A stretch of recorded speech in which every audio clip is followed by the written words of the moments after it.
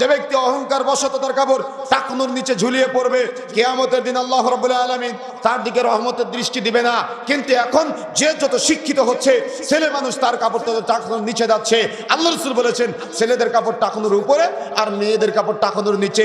কিন্তু আধুনিক সভ্যতার নামে ছেলেদের কাপড় টাকনুর নিচে আর মেয়েদের কাপড় টাকনুর উপরে পরে তারা মনে করতেছে আমরা শিক্ষিত।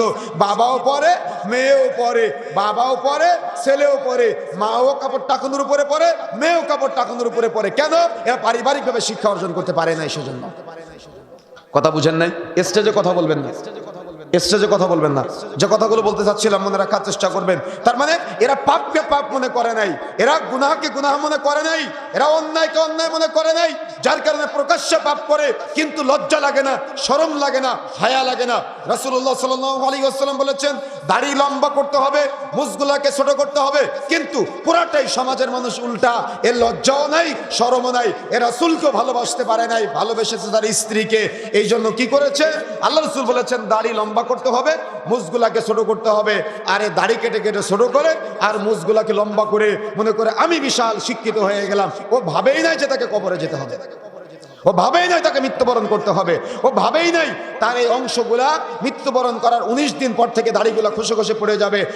এটা ভাবেই নাই, ও লজ্জাও নাই, শরমও নাই, যার কারণে ও পাপকে পাপ মনে করে নাই, গুনাহকে গুনাহ মনে করে নাই, অন্যায়কে অন্যায় মনে করে নাই। এই জন্য মনে রাখার চেষ্টা করবেন যে পাপ করে তার লজ্জা থাকে না, যে পাপ করে তার শরম থাকে না, যে পাপ করে তার চেহারার সৌন্দর্য নষ্ট হয়ে যায়, যে পাপ করে তার আল্লাহর সাথে সম্পর্ক নষ্ট হয়ে যায়, যে পাপ করে তার কানের শ্রবণ শক্তি নষ্ট হয়ে যায়, যে পাপ করে তার চোখের দৃষ্টি শক্তি নষ্ট হয়ে যায়, যে পাপ করে তার রিজিককে সংকুচিত করে দেওয়া হয়। তার মানে সে সকল দিক দিয়ে অপরাধী হয়ে যায়। কথা বুঝতে পেরেছেন এবার? তাহলে পাপ থেকে বিরত হতে হবে না, পাপ থেকে ফিরে আসতে হবে না, গুনাহ থেকে ফিরে আসতে হবে না, লজ্জাবোধ জাগ্রত করতে হবে না। এখন আপনি বলতেছেন যে আমার তো লজ্জা আছে। না, আপনার লজ্জা থাকলে আপনি বাবার সামনে মেয়ে গেঞ্জি গায়ে ঘুরতে পারতেন না, অসম্ভব। এরা পাপকে পাপ মনে করে নাই, যার কারণে মেয়েটা বাবার সামনে গেঞ্জি গায়ে ঘুরে বেড়ায়। অথচ আল্লাহ রাসূল কি বলেছেন? সালাসাতুন কাদ হারামাল্লাহু আলাইহিমুল জান্নাহ, 3 শ্রেণীর ব্যক্তি জান্নাতে যাবে না।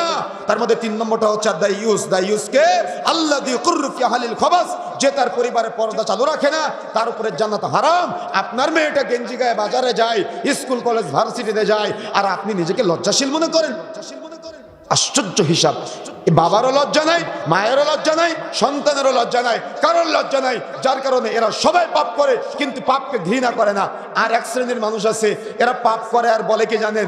পাপ করে আর বলে একদিন পাপ করলে কি হয়। যেমন এই যে গতকাল আপনার এলাকায় বিয়ে হয়েছিল, মনে আছে না? গত সপ্তাহে আপনার এলাকায় বিয়ে হয়েছিল।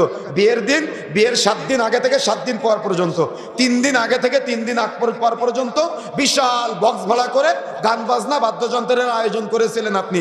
এখন আপনার বাড়ির মুরব্বী তাহাজ্জুদের নামাজও পড়ে, 5 ওয়াক্ত নামাজও মসজিদে পড়ে।